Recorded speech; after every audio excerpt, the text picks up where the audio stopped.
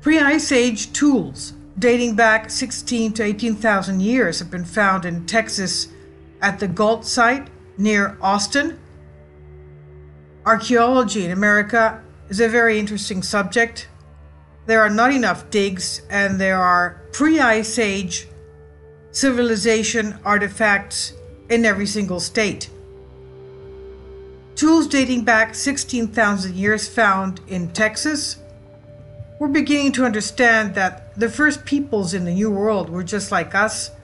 They were intelligent, inventive, creative, and they found ways to adapt to a rapidly changing world, said Dr. Clark Wernick. He was the director of the Gault School of Archaeological Research.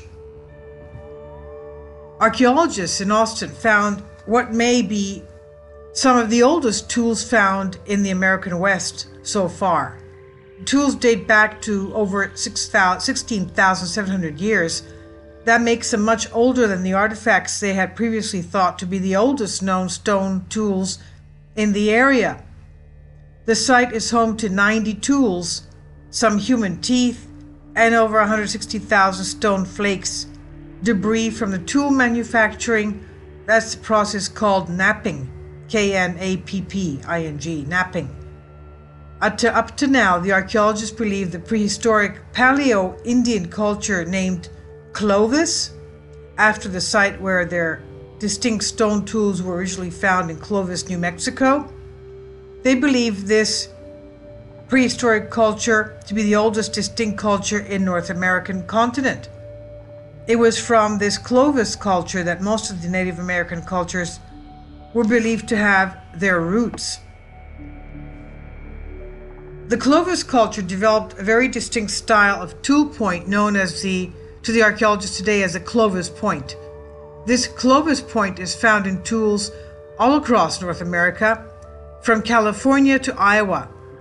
Researchers, however, and historians cannot agree on whether this indicates there was one widespread native culture for the time, or if several different people groups merely adopted the superior technology.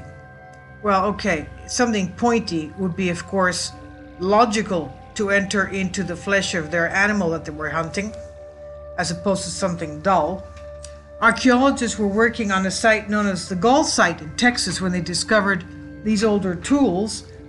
In the early parts of the dig, they found tapered oval spearheads they believed to be the clear indication that the Clovis culture flourished here, and that was first made in the 1990s. In 2002, Dr. Clark Wernick and his associates began a new dig at the site.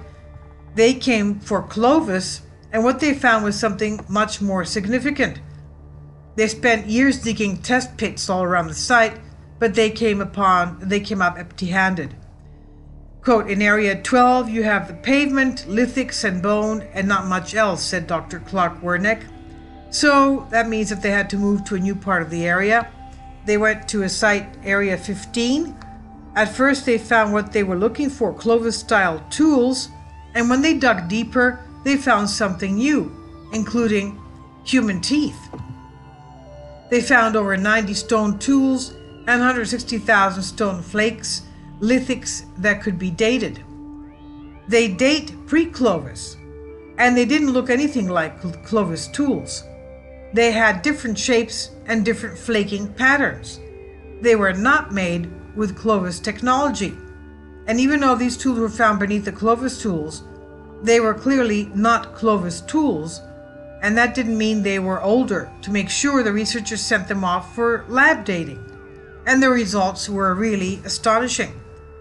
The tools were as old as 16,700 years. That means they were 3,000 years older than the earliest Clovis artifacts in North America. 3,000 years older. If the Clovis didn't make them, then who did? That question so far is still a mystery. It's unanswered. Initially, the best theory we had as to how humans arrived in North America was a theory developed in 1590 by Jose de Acosta, a Spanish missionary.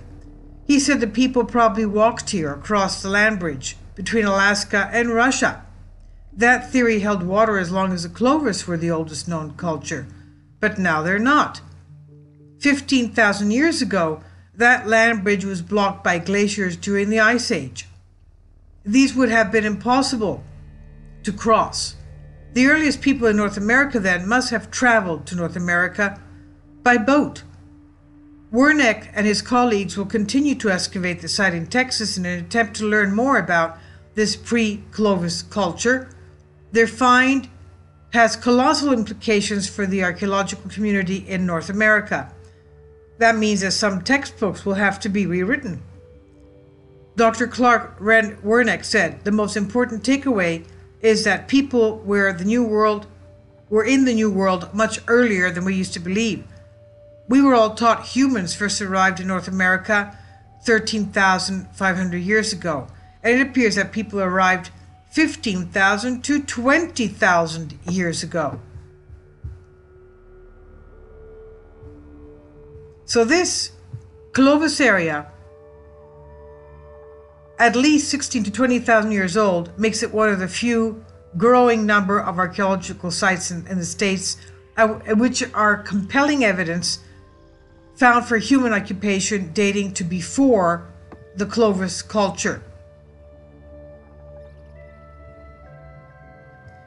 Probably the major issue troubling American archaeology over the last several decades has been establishing whether the first humans arrived in the Western Hemisphere, and for nearly half a century, the very large majority of working archaeologists adhere to the notion that people making and using the very distinctive Clovis point associated with lithic technology were the first to arrive about 13,500 calendar years ago to spread quickly throughout the Americas. There was always a small archaeological minority contending that the first Americans had been here long before Clovis on both east and west margins of both continents. In the last several decades, with the location, investigation, reporting of a growing number of sites with reliable dating, more and more American archaeologists now believe the Western Hemisphere was occupied at least several thousand years prior to the appearance of the diagnostic Clovis material. The Gault site contains strata which date to prior to the appearance of the Clovis, more than 13,500 years ago, and to Clovis, as well as the entire subsequent occupational sequence of the central Texas region from late Paleo-Indian, which is 13 to 9,000 years ago, to Archaic, which is 9,000 years to 12,000 years ago, to 1,200 years ago, and finally to late Prehistoric, 1,500 to 500 years ago. The reason for this intensive and almost continuous occupation appears to be the site's location adjacent to two different but resource-rich ecosystems, the uplands of the Edward Plateau and the lower Blackland Prairie, where water from Buttermilk Creek was available even in drought years, and where a wide variety of local food resources was concentrated. Another is the Gault. This area was also a quarry site where good quality Edwards Chert toolstone was readily available.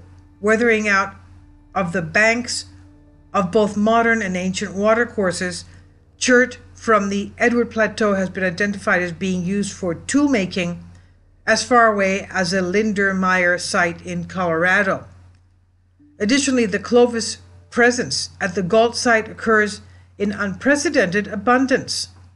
A primarily count of Clovis artifacts at the site numbers around 650,000, that's including flakes, cores, and the formal tools they found, suggesting that a large number of people aggregated at the site and/or the people resided at the site for an extended period of time. This evidence calls into question the traditional view of Clovis groups as highly mobile, dedicated big game hunters.